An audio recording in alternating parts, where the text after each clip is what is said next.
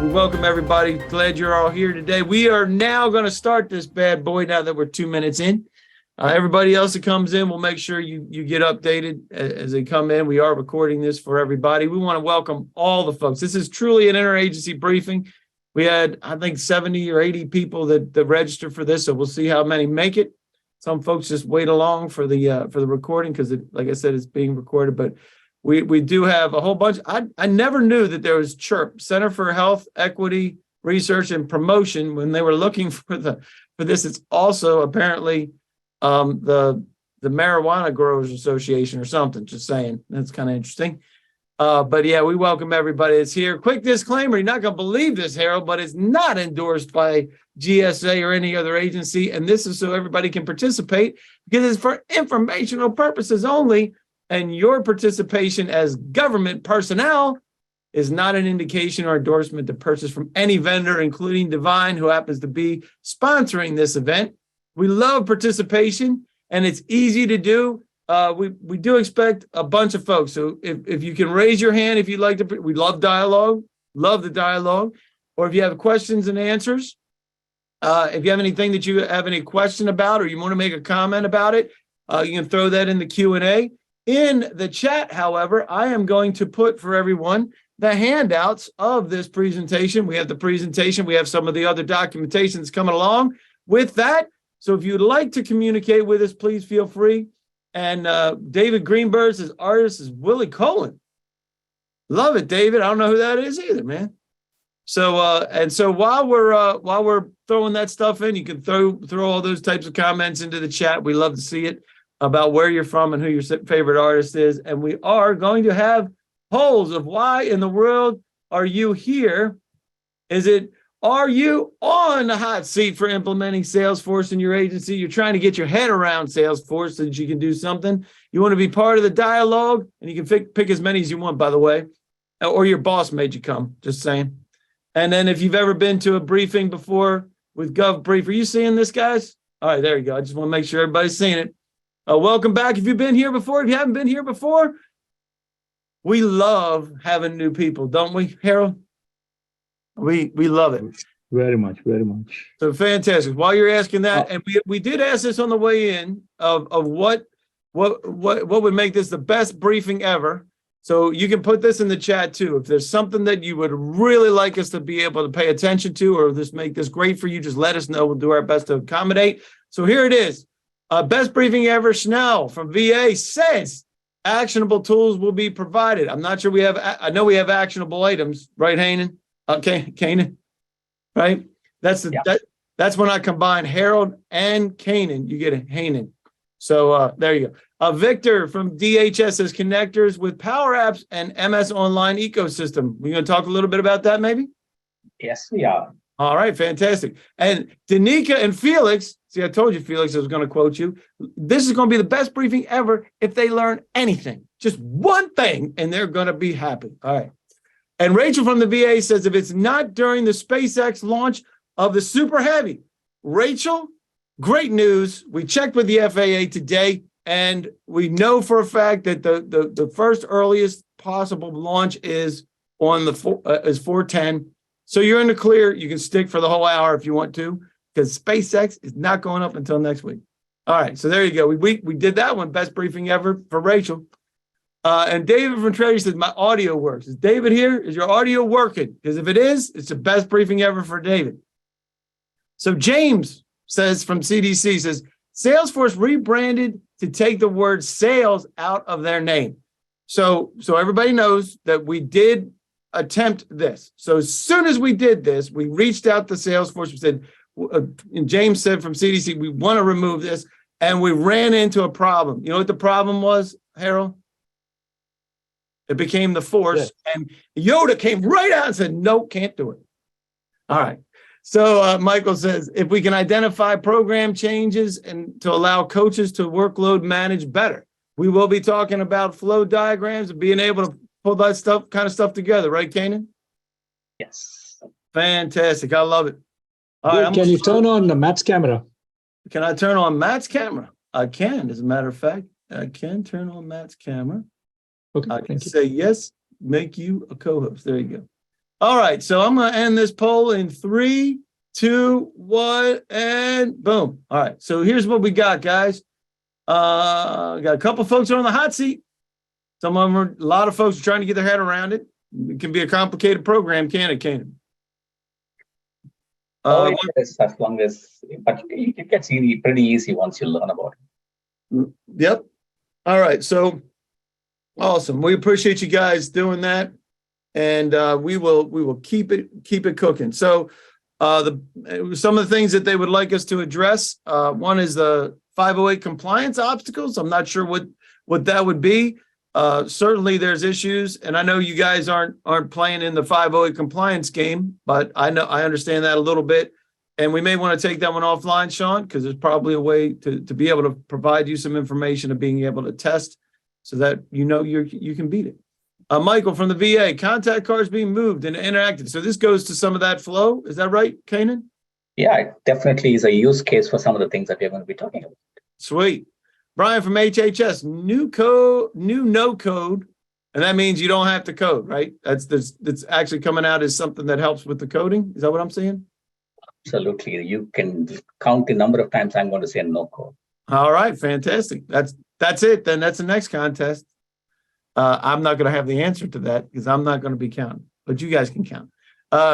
So the other one from CDC, define the line between SalesForce goes from SaaS to PaaS. That's an interesting one. I'm really interested to hear that one. If you have insight on that one, Kanan, about that. I don't know that it fits into the context of this, but I'm happy to discuss with James on some of the PaaS options that are becoming available, although SalesForce is known as a SaaS application. Yep, love it. And Sharon from CMS, why does Salesforce application only load and operate Microsoft Edge? Great question. And not Google Chrome. I don't know the answer to that either. And then Alvin from USAID, vetting contractors. If that's the Alvin I think it is, I know why he's asking that question. And I'll leave that alone. So there you go. So, but yeah, you definitely want to have good contractors, right? Everybody here wants good contractors. So real quick, we're going to give you some introductions to these guys here, who they are and what they're doing. Then we'll get right into the meat and potatoes of this for the government digital transformation trends, Salesforce architectures, why we're here, for the best practices. We'll talk about that. Anytime you want, throw something in the Q&A. We'll do our best to be able to make sure we hit it. I think there was a Q in there at one point that was answered, apparently. Oh, that was Ariana saying she's from Somerville, South Carolina. Fantastic. And just throw it in there, and we'll do our best to watch the chat as well, just in case. And then continuing the conversation, we'll get you guys out of here within the next 50 minutes. So the next question is, where are you guys in your Salesforce integration? So this will give us an idea of where you are. And if you're not in that process, you can let us know. But pre-planning, planning, 25, 50, 75, complete, or you have multiples. You can choose as many as you want. And would you like to discuss a specific implementation? We'll make sure, and we can also do that right here. We can unmutify you to do that.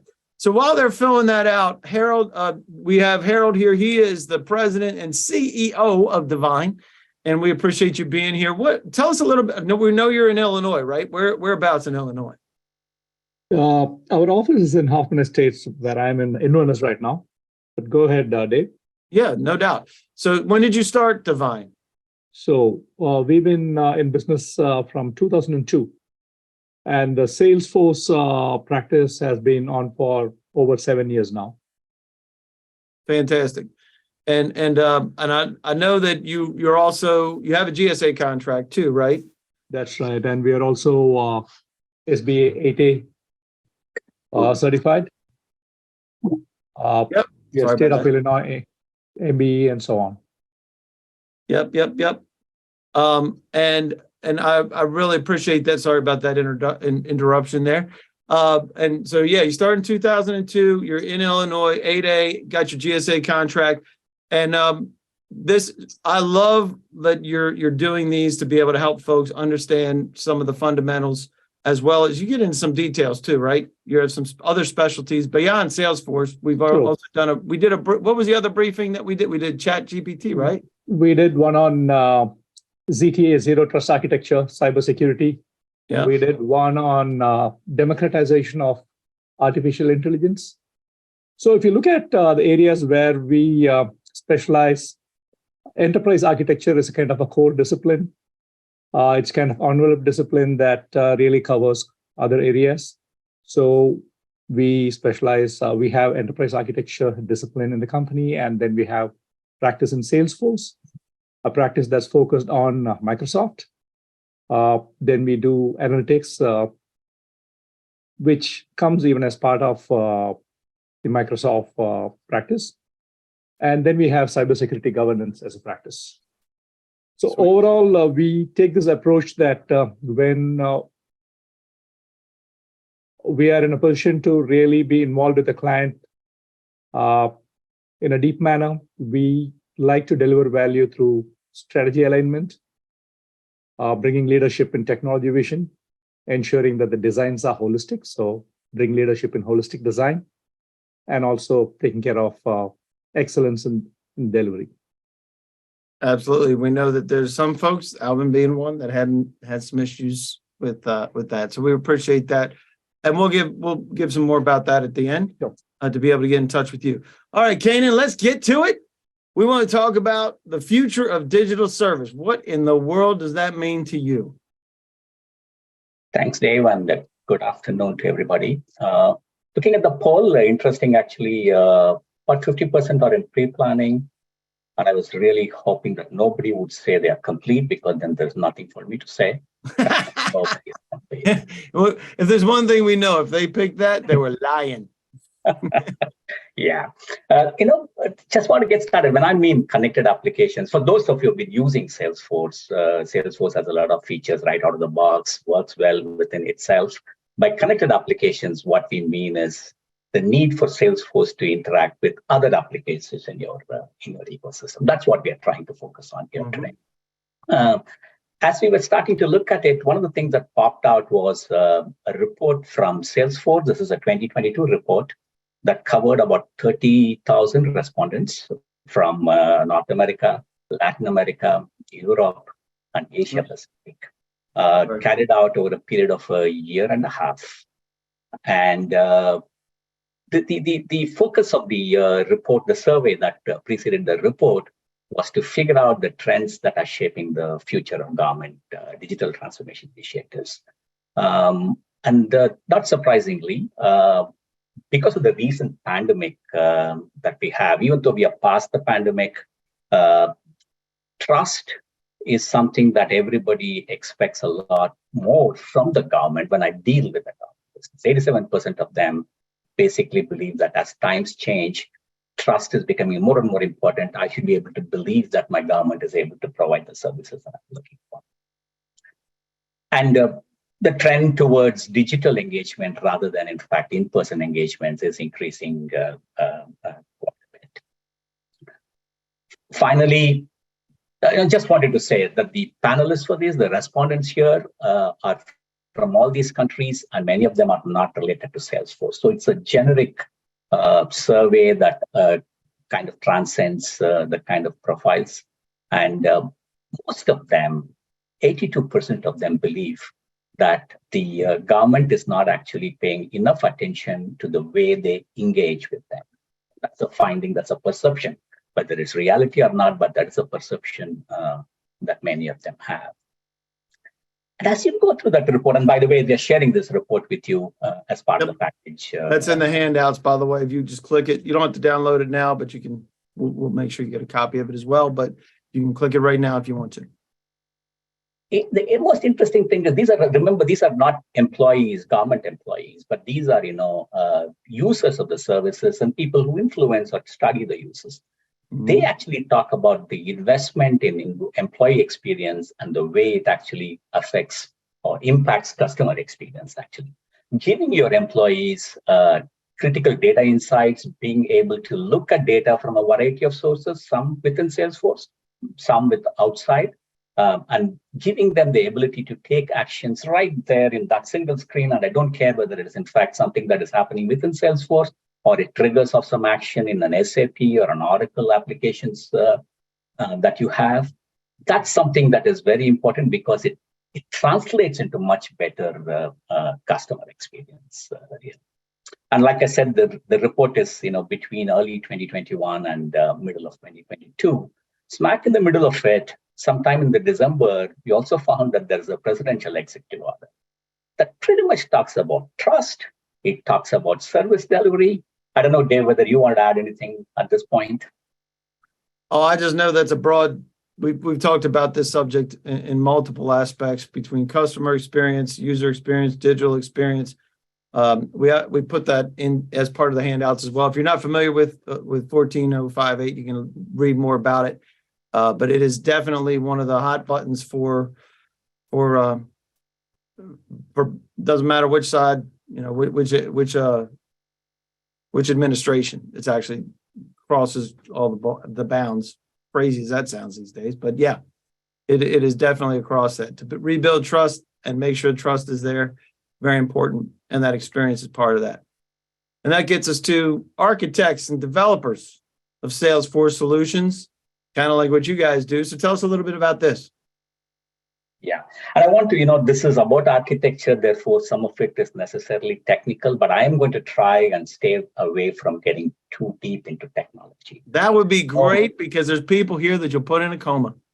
And yeah, some of you are program managers and you don't care about actually the weeds, but hopefully what we give you today is something that you can take to, you can discuss with your team, and you would in fact have some intelligent conversations about what Salesforce can do and cannot do. Love it.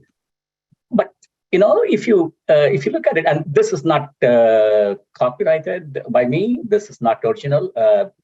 Down below, you will see Salesforce Well Architected. This is an initiative that actually Salesforce came up with recently. And it talks about how do you develop applications that are healthy, applications that are trusted, which means they are secure, they are compliant, they are reliable. How do you develop applications that are simple from a user perspective, simple from a developer perspective in terms of being able to maintain it, extend it, and so on? Likewise, if you're a user, you would love it actually if there are certain things that are automated. Some of them may be standard things that several people want even outside your organization. Some of it could in fact be very specific to you. In my organization, in my agency, this is something that I'm doing 15 times a day. Boy, can you actually save me 1 minute for each of those 15 stages? Likewise, engaging, right? Give me what I need and give it to me in the right place, right? So that's an essential characteristic of a good architecture. Then moving to the rightmost, you want whatever solutions you develop to be resilient in the sense that as your business context changes, it either in fact already knows and then is able to adapt to it, or it is easy to make changes in response to business changes that you have, the context changes that you have. And finally, this is huge actually, composable. Composable basically means that you develop components that can be used. So when you're trying to build a new solution, when you're trying to address something that one of your users want, it should be possible for you to go and say, what do I have already? What have I developed already? And can I, in fact, put together something that's a combination of those things instead of starting from scratch, reinventing it? So those are the essential characteristics of the architecture that we are going to talk about. But today, in particular, keeping with the connected applications topic, we are going to talk about two of the things. How do you build user experiences with, in fact, no code and low code options? And what is happening in the Salesforce world that you should be aware of, what has happened in the recent releases and what is happening in the future? That's one of the things we've talked about. The second is integration. If you need to exchange data between Salesforce and other applications, you may send some data. You may want some data to be available to your users from other applications, or it may be both ways. We'll talk a little bit about those two things today. Yep. And we have a bunch of folks that are in the middle of multiple integrations, which means they're making Salesforce talk to multiple different systems, right? Yeah. So this is great. And we also, so it's not just, let me make sure I heard what you said, Kanan, and that is, it's not just about like the customer experience out facing, it's the user experience that's you are the customer and your employees are the customer that are putting these things together. It's not necessarily outward facing, but inward facing. That's perfect, Dave, actually. So from the viewpoint of some of the things we are discussing here, your employees are your customers. We're not talking about the government's customers, but we're actually talking about your employees and how you can make their life easier. As a result of which, of course, your customer will be happy to. Yep.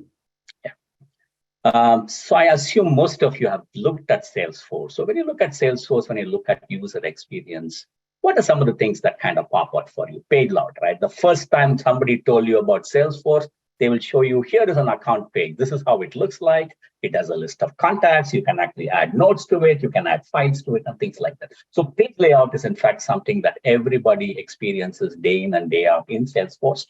That's one of the UX. I'll go down to approval processes.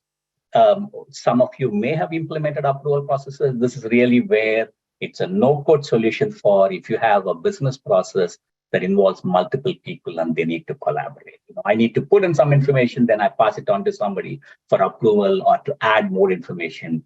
And eventually the entire thing is either approved or rejected, etc. Right? Approval processes is something that's a very familiar Salesforce feature that many organizations that I know of make use of. And finally, in the middle, Aura is something, if you're not familiar with it, you've all been using it as lightning experience in Salesforce. Something that started in the middle of 2015 or so, right after Salesforce went mobile friendly. And it brought a revolution in terms of the interface. We moved away from pretty text-looking interfaces to graphic-looking interfaces in Aura. So these are things I hope you're familiar with all of them. But let's look at what is happening. If you look at the last 3-4 releases, and if you look ahead for the next 2-3 releases, there's absolutely nothing that is changing with those options that you're very familiar with. They're not going away. They are there, but they're kind of becoming stale because Salesforce is not making improvements to them. And why are they not making improvements to them? It's because, in fact, of some of the newer elements that are coming. So we'll go through each of them. Dynamic form is, in fact, look at it as a page layout on steroids.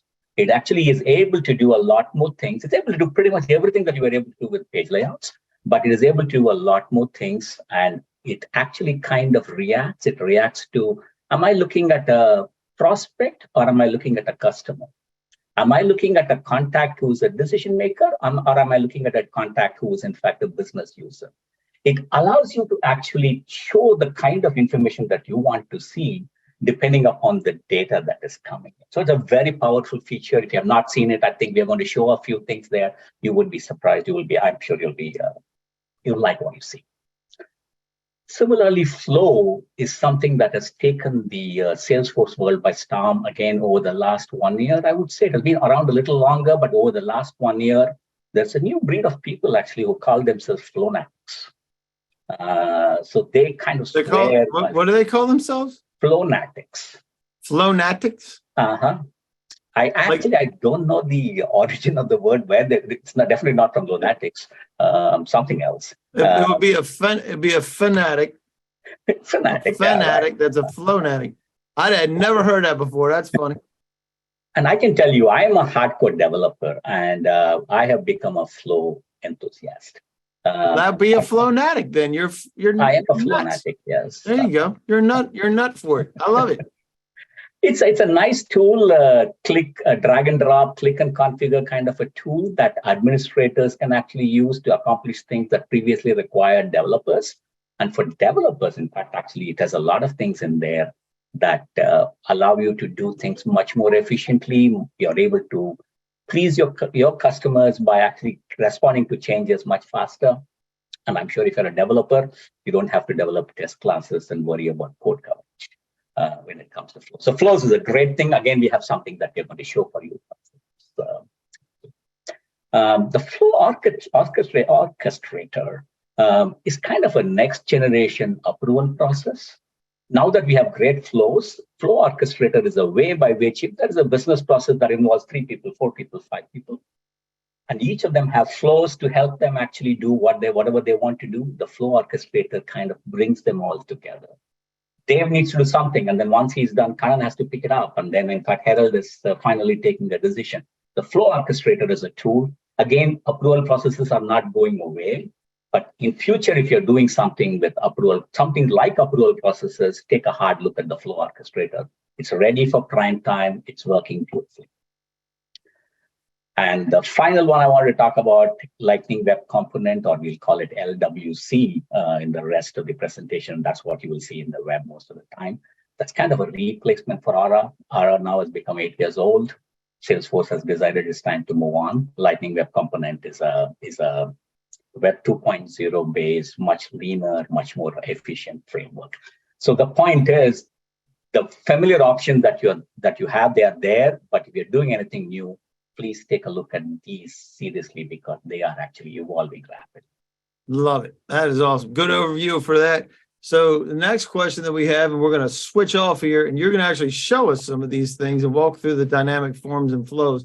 But let's find out from everybody if they even, oh, that's not the right one. Sorry. Launched the wrong one. Let's go back. Come on, Dave. You know what you're doing sometimes. Where are we with screens and flows? There we go. This is the right one. All right. So are you familiar? Are you using dynamic forms and screen flows? Never heard of it? Yes, a little. Use them regularly, or you're a systems architect and you make all this stuff work. And let's see where they are in this one. And whether or not you'd like a deeper dive, because that's one of the things we can do. We're gonna show you some things. Not gonna be a deep dive here, but we will make sure you get some today. So let's see. Never heard. A lot of people never heard of it, Kanan. Hey, like that.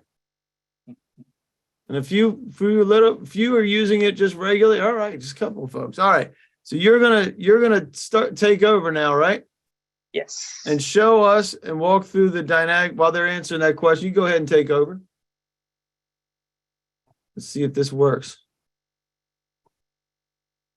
There it is. There you go. Love it when technology works, Kanan. Love it. All right. So okay. Yeah, I mean, I like the whole results. 13 of them I've never heard of it. Maybe I've used it, I just want to be this thing. They just didn't know. Is it possible that they may be seeing results from it but somebody else is doing it for them? Yeah, sometimes it's just the geeks found out this word, but yeah, we're using. Yep. Make sure you're leaning in on your microphone because something just happened on there. Okay. Right. Is it better now? It is better now. Okay. Love it. So I hope you're able to see my screen. What you're seeing is an account page. An account page. If you're a regular user of Salesforce, you see it all the time. You have, in fact, a highlights panel that kind of tells you some high-level idea about what the account is all about. Then you have all seen this details page that tells you the specific fields. You could go in and then edit it, etc. Up to now, it looks exactly like a page layout that you have seen for an account page. So now let's look at this and then take a look at some of the other things that you may not see. Look at this tab, addresses. This is a custom tab that we have created because, in fact, you want easy access to the billing and the shipping addresses. You don't want to be going through the details tab and then scrolling and scrolling and scrolling. But instead, some information you want them to be at your fingertips. So we just created a tab for it. And then we are able to say, whatever is information, whatever is important for you, you can actually put it on this tab. Then I'm going to move to the right. Look at this. This is very similar to if some of you have used this account hierarchy. It's very similar to this. But this actually happens to be, it happens to be a Lightning Web component that is embedded right in there. Remember, I talked about Lightning Web component the past slide. So what it does is, if you have some pretty custom thing that you have developed that is related to an account, it is possible for you to actually make that into a Lightning Web component and simply embed it in the page. So right here, I don't have to switch contacts. I don't have to go to another page. I don't have to go to another application. In fact, this might even give something from your SAP system that it may be displaying here. So that's the other thing that the dynamic form is capable of. Hey, Kanan, can I ask a real quick question? So are we seeing like hierarchies being displayed here that can be customized? Is that what I'm seeing? So one example is a hierarchy. It could very well be that, let's say that this account has a number of orders and orders are in your ERP system. You can actually display the orders right here. Gotcha. Yeah. And it's all customizable. So some of this stuff you're talking about is like business oriented, but agencies, they'll use this based on exactly what the agencies require to be able to see, and it can cross-reference back into a separate slot without having to change your view. It automatically populates. Is that what I just heard? That's what it is. Uh-oh. We talked about critical data insights. One of the key things for data insights is bring all the relevant information together. Salesforce does a pretty good job of out of the box, but your specific scenario may require other things to be brought in, and that's what this one does. Fantastic.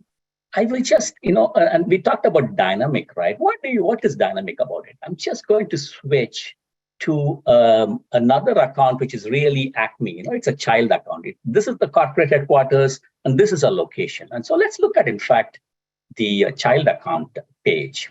What are you doing? Underneath the address, you see that the headquarters location addresses are also coming right there. Likewise, while I see my contacts here, which are right there in the location, within that page, I'm able to see the contacts from the parent as well.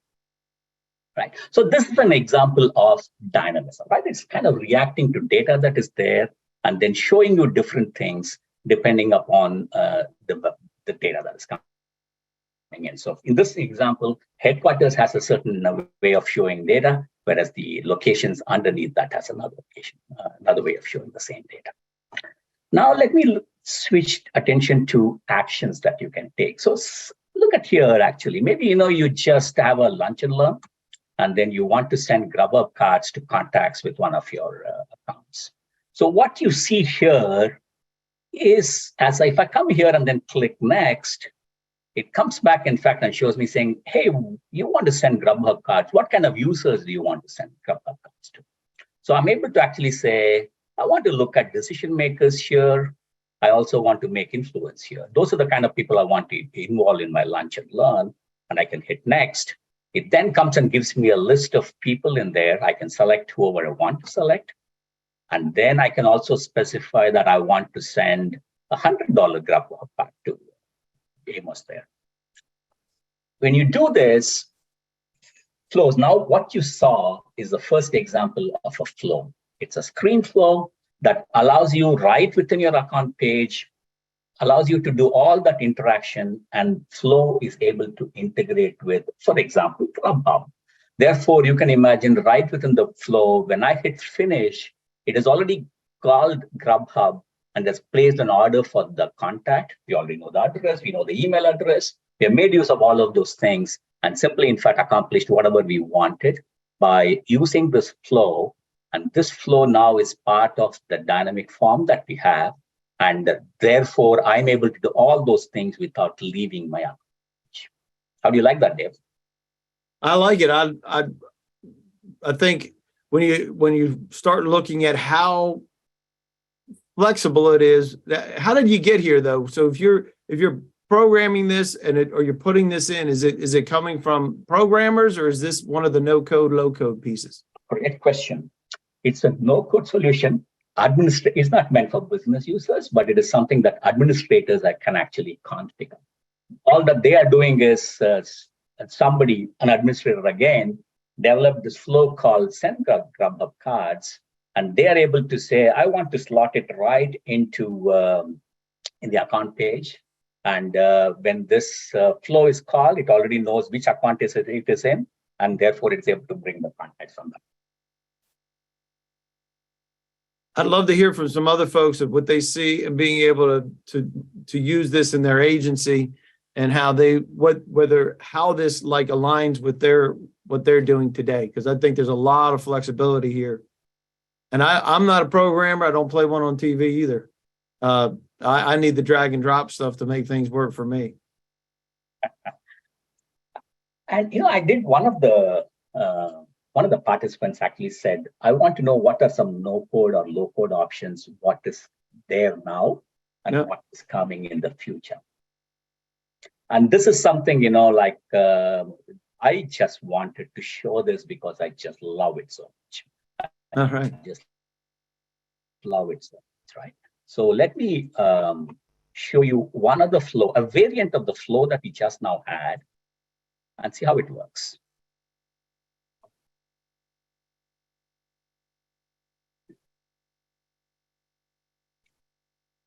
You saw that, the previous one, the first screen was asking for roles. The second screen was telling you who the contacts you have been selected. You created an amount. So you're going through 3 or 4 screens, actually.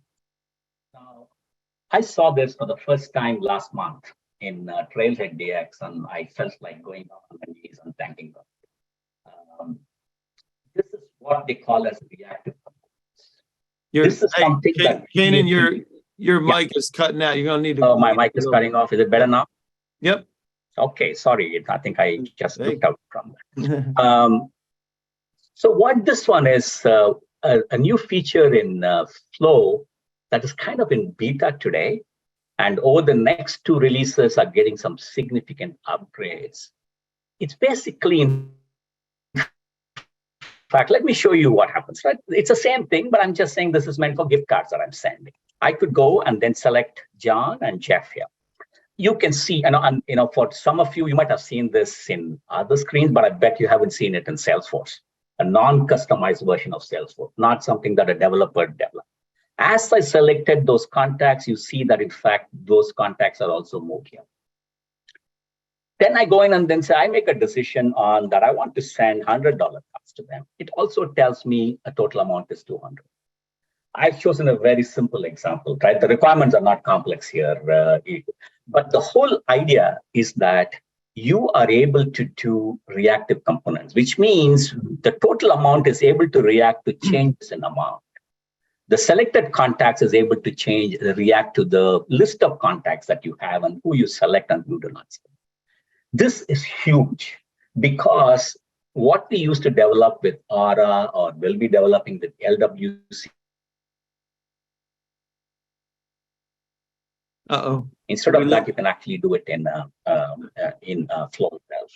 Yeah, did you lose me again? Yeah, you're cutting out, and it's not just your audio. It looks like you got a little bit of an internet thing Okay. on too. Okay. Technology. Gotta love the technology. Yeah, but I want to emphasize this is actually an example of what is known as a reactive component. It's the ability to build together user interfaces right there within Salesforce with low code, no code oftentimes, that allows you to actually build screens that are a lot more powerful. As you make changes in one portion, it actually is reflected in the other portion as well. Brand new feature. We got a beta version of it this release, the spring release, and that's what you're seeing here. In Trailhead, actually, I got to see a version that they ran off Salesforce's sandboxes, test environments, and that actually has several features. So if you're not familiar with that, please take a look at it because this is a replacement for building custom user experience and a lot more easier to manage, maintain, etc., etc.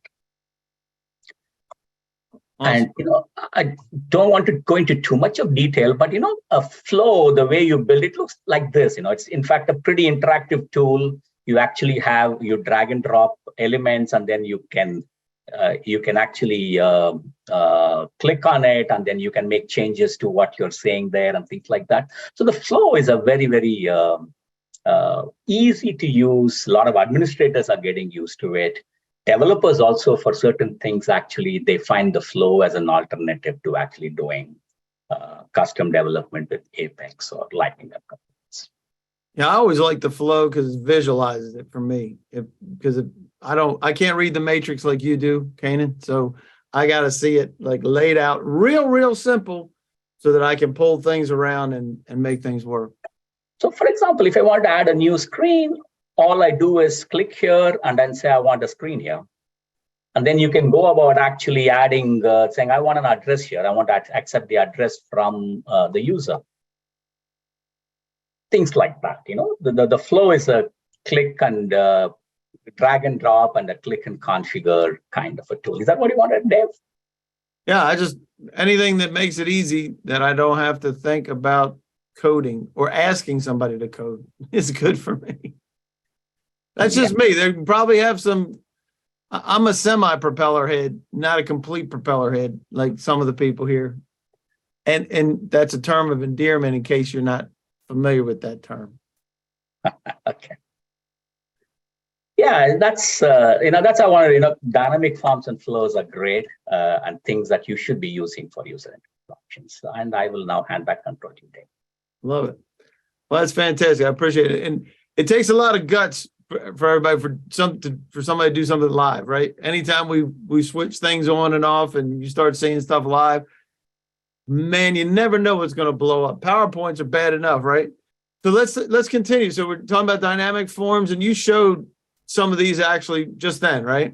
This is just a recap of what we saw, right? Use dynamic form, but when it comes to, for example, account or contact or this thing, you want to build a page for it, use a dynamic form, and then you can make that page very interesting by using the visibility.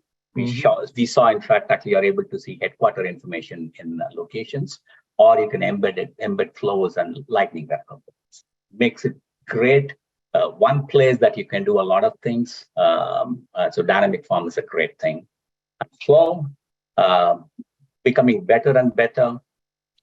Look at the last 3, 4. If you search for release notes, you will see flows several times. You look at the roadmap, you see flows again and again. What can it do? It has the screen element that allows you to build good, rich user interfaces and reactive screen components that are coming. It's not at prime time, like I showed you that example, but I really had to say, let me find out some requirements that would fit for what is available. But what is coming in the next couple of releases makes it very, very powerful. And Flow becomes a very good vehicle for integration as well. If you want to make calls, API calls to another application, Flow is supporting it now. The MuleSoft, MuleSoft was acquired by SalesForce, and it's a very good middleware option for you, an enterprise service bus option for you. MuleSoft connectors, again, are becoming available in Flow. Slack connectors are becoming available in Flow. So how do you bring various things together? Flow, again, is actually a very, very useful tool. Yeah. Now, so we talked about the user experience earlier and the importance of being able to improve that. And that's what's coming from. We want to know what those guidelines are. What is the best practice for this? Yeah. So I talked about it, right? I talked about well-architected framework and what it actually helps you with. It's knowledge gained by several experts who have actually been implementing Salesforce solutions across the globe. So when you look at the well-architected, so here are some decision guidelines. I am going to build a UX. I'm going to build a user experience. What are the things I should do? The first thing I would look at is, will dynamic forms do the trick? And dynamic forms does the trick if, in fact, your starting point is an account or a contact or an opportunity or a case or a permit, right? Then build a dynamic form around it, and you can embellish it with the flows and the components that we show and things like that. That's your first choice. You can move to the next one, Dave. The second from a user experience, this thing is Flow. Like I said, becoming better and better. It is possible for you to do a lot of things. For example, if you want to send a notification, if you want to send an email, if you want to create a task, those are all out-of-the-box actions in Flow. So Flow is user interface, but a lot more. It allows you to automate things. It allows you to guide users. If you have something long, it allows you to break it up into multiple screens and get them to, in fact, focus on what they need to focus in the right order. So Flow is a second option that you should take. Dynamic Forms is completely no code. Flow kind of borders between low code and no code. Administrators can do it, but developers also can come in and then actually use the flows instead of doing development with an Apex or a Lightning Web component and things like that. And finally, of course, for the people here who are pro developers, we still have a role to play. When you want to develop customized UX, you use Lightning Web components. More importantly, remember, flows actually can use Lightning Web components. Dynamic forms can use Lightning Web components. Therefore, the future would be, in an organization, you would have a set of people whose responsibility it is to develop Lightning Web Components that can be used in dynamic forms, can be used in flows, can be used in multiple places. Remember, composable architecture is one of the things that we said is important. That's what LWCs can do for you. So now there's a question about platforms earlier. So I have the next poll has to deal, you kind of saw it before because I actually have to relaunch this poll. So are you using platform events? I don't even know what these are. A lot of folks won't know what these are. But if you are using them, we'd love to hear about that as well. If you are using platform events with Salesforce, let us know. And if you don't know, that's fine too. So, but you're going to give us some ideas of what those platform events look like. And some folks don't have any idea. That's why I put it there. So you don't have any idea about it. That's okay. It doesn't matter. That's why we're here, to be able to say, hey, if you have a Salesforce application and environment, you have access to the platform events. Am I right about that, Kanan? Uh-oh. Yes. Did we lose Kanan again? You don't pay anything. You don't pay anything extra for it. Actually, it's available right out of the box. So it's not extra. It's in the box, and some folks don't even know it exists. That's fantastic. Love that you're doing that. So let's talk about what is a platform event.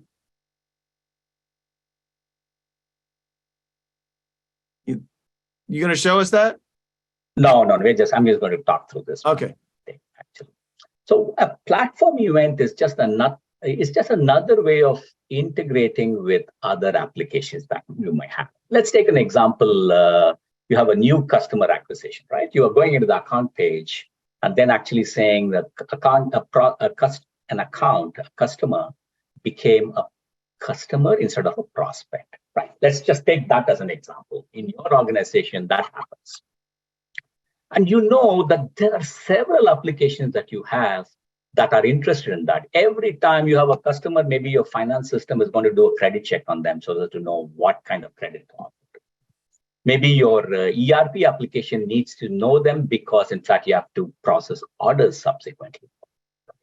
So a platform event is nothing but when this happens, Salesforce is saying, hey, a new customer is acquired. And it sends some details about the customer to anybody who is interested. And when I do this, I have no clue what you have. There are applications that you might have today. There are applications that might come up in the future.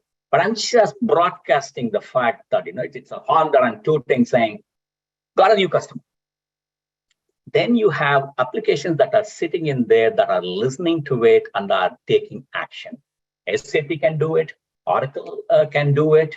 AWS applications can do it. Azure applications can do it. It's all based on open standards. And most of the things that you're using, standard COTS products, you will actually find that they support some variation of this platform event. And so they can take advantage. So from a Salesforce perspective, this is kind of a low code, I would say, a way by which you can integrate with other applications. So in a very short way, platform event publishes changes whenever something important happens and put some data in there saying, hey, here is what changed. And then you can consume that in several places. You can consume it in flows. You can consume it in Apex, which is the code that we have. You can actually consume it in Lightning Web Components. So one of the popular ways of using platform events is you're a customer service rep and you're looking at a set of cases that you need to handle. And while you're at it, the status of a case changes somewhere else. Somebody else went in and actually made some change. Immediately, in fact, your screen can respond to it and then say, I'm going to change the status. Hey, what was in fact open is now a closed case. So those are the kind of things that you can do with a platform event. Very powerful feature. It also makes your architecture very, it's kind of composable architecture. You're only saying, I got the event, and then you leave it to subscribers. Whoever is there today, who might come in tomorrow, they may all, in fact, look at your event and take whatever action they want to take. Something as silly as, I don't want to say silly, there's a group that is responsible for sending physical welcome kits to new customers, right? They can, in fact, get a queue and then they can actually knock off saying, okay, I sent this, I sent this, I sent this. when I developed the new customer acquired event, I had no clue that somebody would have used it for that purpose. But you can use it for that purpose. That's why it's compostable. That's why it's reusable. Make sense, Dave? Yeah, it does. So if you have it like that, sounds like if somebody's a new employee, they come in and they need to have their computer, they need to have all the rest of the things. So all that can be associated. Oftentimes, I'm thinking of an exact process in two different ways. One, an agency that when a new employee gets hired, all of the welcome components, all of their hardware and all those things, and it may have to integrate with somebody else's system that's responsible, because we have third parties that are doing it as a service model now, and we have also internal agencies that are doing it as part of the hiring process because they own the equipment. It depends on the organization. I can see exactly where being able to integrate those would be a very big benefit for federal agencies. Can't you? That's a classic use case. Thank you, Dave, for that. Actually, employee provisioning is a great example of, in fact, actually where most likely you have multiple systems that are needed. They need to know about it and they need to take some action about it. Yep. All right, we got a couple more minutes. Let's get through this next part because we have inbound. Because we're talking about what does inbound mean? So let me, I'm sorry if it all sounds very technical. All that I'm pointing out is if you want from Salesforce, you want to share information with other applications. That's what we mean by outbound. Yeah. We already saw about platform event and change data capture, and those are basically fire and forget, meaning I just send it to you. I don't care what you do with it. I'm not going to wait for a response. As opposed to, in fact, if you're needing to do some customers, etc., you would do a request and reply, which means you will make a request and then wait for the reply to come in. And then there are tons of options that you have for inbound, which means if you're responsible for other applications and you want to integrate with Salesforce, they're all available here. I don't want to get into too much details, but if you look at Salesforce Connect and Heroku Connect, those are interesting things, particularly data virtualization. If you want data from your SAP system to be available in the dynamic form that we talked about, Salesforce Connect is a way of doing it, or Heroku Connect is a way of doing it. Yeah. And, as you can see that there are several no-code options here. Right in the middle are all high code, heavy code options. And Salesforce Connect and Heroku Connect are licensed. They require additional licenses. We can move on. Yep. So let's do this real quick. You're going to show us some of the things that are architected. I will make it really brief, Dave. Yep. You can go ahead and take over. What I'm showing you, this is if you're able to see it, this is a diagram that you already are familiar. I showed you this in one of the earlier slides. It talks about, what does Salesforce mean by a well-architected solution. It's a site that's available for everybody, and it's a great initiative. It's a way of sharing best practices with the Salesforce community. If you go in there, you would actually see decision guides. So what we saw today, data integration and building forms, those are two examples, but you can see that there are other things in there that you can actually see. Likewise, if you're a developer or an architect needing to convey, in fact, the solution that you're designing, there are several diagrams that are in there that you can make use of. Here is something that's, in fact, I find it very interesting. I want to know what is happening in the future, and there is a roadmap explorer there. And if you go in there, for example, if I say automation, you can see that there's You're breaking up again. Things that are happening around flows. This is what I meant by saying it's a very active thing, flow. So you can look at what is available today, what is going to become available in beta the next week, next thing, and what's going to be available really early in the winter release. Actually, so the roadmap explorer is also again something that's a great thing for you to look at. Just wanted to point this out. Architect.salesforce.com. Yep, and in fact, speaking of that, I'll give this to you for everybody to see. Architect, and you're gonna pop that right here. And so we have architect.salesforce.com. It provides decision guides, framework, roadmap. The whole thing is right there, and you guys can dive into that as well. So real quick, we're not going to wait till tomorrow, are we, Keenan? You still there? I think, did you freeze up? Hold on. I think I think he froze on us. So what it says, we are going to continue the conversation with internet connectivity. If you'd like to continue the conversation, that should say, I want to discuss SalesForce in my agency, not AI. That's from your other one. But yeah, and let us know when you want to do that. Should say SalesForce, so the correction's happening on the fly. If you'd like to discuss it, let us know, and we'll make sure that you get. And as I mentioned earlier, there's no obligation to purchase from Divine, but if you want to engage Divine, you can, because you are a GSA contract holder, right, Harold? That's right. And you're 8A certified. And if you need other partners, if you're in procurement and you need to have other partners to be able to fulfill what you need to put it out for solicitation, you can. Any last minute questions before we jump? I want to make sure we get everybody in, and I will just pop it into the chat. Raise your hand if you'd like to engage in some form or fashion. Put it in the Q&A, whatever you'd like to do. We'll make sure we get that.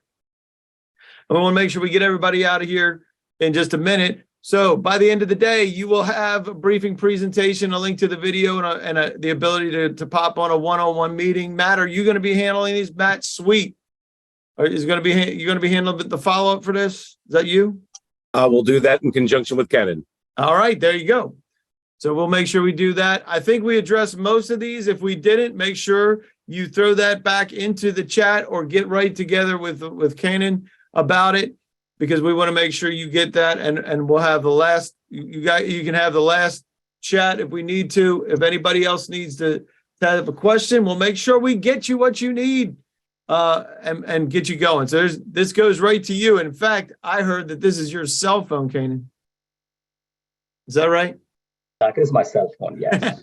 So if you want to harass him all weekend, you can do it, because that's his cell phone. All right, so we'll leave that open for just a minute. Any other last minute questions? There was a lot of information there. I really appreciate Kenan. Great job in being able to take a look. I know you're passionate about this. If there's anything that's for sure, is that Kenan is passionate about SalesForce and being able to get the most out of it. Isn't that the truth, Harold? Absolutely. Yeah. Goes without saying. Absolutely. Fantastic. So there's a bunch of folks that want to chat with you guys afterwards. Is there anything else that before we get you guys out of here? Because we're just about to click over to the 2:00 hour. We know that you have other things to do. We appreciate you all joining us here today. For this briefing on best practices and connected applications. Appreciate you guys. Any parting comments before we go? I want to say thank you to everybody for the participation in the polls and the questions. Absolutely. Love it. And we always love the participation, don't we, guys? Great job again. We'll kill that poll for here, and we'll see you guys on the next run. We'll continue. Whoever wants to continue the conversation, we'll make sure you get it. All right, gents. Great job, Thank Kenan. you. Thank you, everyone. See you.